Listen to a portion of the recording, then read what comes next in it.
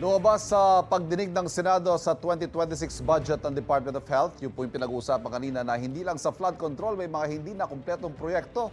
Batay po sa impormasyong nakuha ninyo, magkano po yung halaga ng mga health center projects na hindi natapos? Nakakagulat, no, Ivan, dahil sa pagdinig namin ng budget ng Department of Health, merong 11 billion pesos na mga projects. Sari-sari na ito, may health centers, may rural health units, may mga ospital na hindi natapos.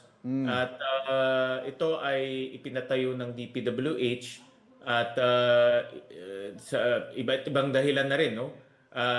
Marami dito ay hindi natapos, 11 billion worth. Aha. Pero meron din kaming na-detect na 3 billion worth mga natapos na health centers, super health centers, pero wala naman tao. Nakatiwangwang siya ngayon. Marami nakahinto, marami hindi walang budget kasi nga nagkulang yung budget. Ang isang argumento nila na hindi na nagkasya yung budget dahil tumaas na yung materyales. Kaya dapat maimbestigahan to. Titignan namin ngayon yung projects dito sa health kung bakit nga hindi natapos dahil kung 11 billion yung halaga ng hindi natapos, ibig sabihin magdadagdag pa tayo ulit. Correct. So lalaki pa, lolobo pa yung gastusin para lang matapos to. So how do we set this right, Senator?